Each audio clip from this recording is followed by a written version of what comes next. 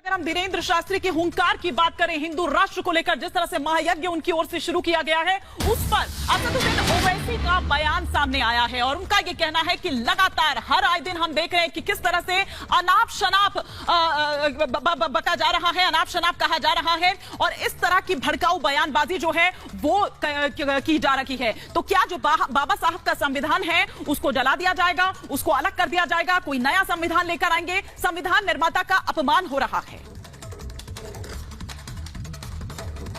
जहां देखो गांव-गांव रैलियां निकलने लगी, जहां देखो युवान बच्चे युवान बहनें हिंदू राष्ट्र की मांग करने लगे, क्योंकि अब तक ये भारत के लोगों को अनपढ़ गवार समझते थे और भारत के संतों को पाखंडी समझते थे। अब इनके मुंह पर तमाचा घला तो इनको नानी याद आ गई अपनी अपनी, और हम तमाचा मारते रहेंगे। और हम तुमको कहते हैं हमारे पास तो कुछ नहीं है, ना हम चमत्कारी है ना हम कुछ हैं, हम अपने हनुमान जी के चेले हैं और गुरु के चेले हैं और हमारे हनुमान जी बलवान हैं, इसलिए उनका नाम हनुमान है। और एक बात मेरे पागलों, जिन बागेश्वर बालाजी की कृपा से सनातन विरोधी नतमस्तक हुए हैं, तुम भी उनके बन जाओ जीवन भर के लिए, तुम्हारे संकट भी नतमस्तक होंगे। ये कैसा देश है जिस देश का कोई मजहब नहीं है? आप कैसे कह रहे हैं और कैसे सरकारें खामोश बैठी हैं इस बारे में? बताइए आप कैसे खामोश बैठ? हम तो पूछ रहे हैं कि सरकार खामोश क्यों बैठ रही है? मैं तो पार्लियामेंट में कहा था कि कोई महीना नहीं जाता जब यहां पर इस तरह की बकवास, अनाप शनाप और धमकी और डराने की बातें की जाती हैं। कैसे आप कह सकते हैं कि इस देश को ऐसा बना देंगे? कैसे बनाएंगे आप? तो आप अंबेडकर के संविधान को जला देंगे क्या? जलाकर कोई संविधान बनाएंगे क्या आप?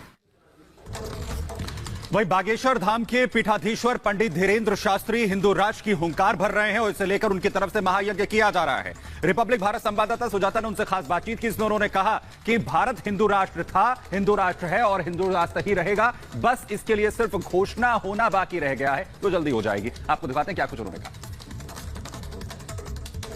खास मेहमान मौजूद हैं, हमारे साथ हैं बागेश्वर धाम के पीठाधीश्वर पंडित धीरेन्द्र कृष्ण शास्त्री। शास्त्री जी बहुत बहुत स्वागत है आपका। बहन की जय हो, खुश रहो जी। शास्त्री जी, आपने संकल्प लिया है हिंदू राष्ट्र का, यहाँ एक महायज्ञ भी हो रहा है। सबसे पहले मैं आपसे ये समझना चाहती हूँ कि आपको हिंदू बहुल इस देश में ये जरूरत क्यों महसूस हुई कि हिंदू राष्ट्र की घोषणा होनी चाहिए? जरूरत बिल्कुल भी नहीं, भारत तो हिंदू राष्ट्र था, है, घोषणा की आवश्यकता है। हमने सिर्फ यह बात अपने इष्ट से, ईश्वर से प्रार्थना की है और भारतीय सनातनीय वैदिक परंपरा, सनातन धर्म को मानने वाले लोगों को आवाहन किया है।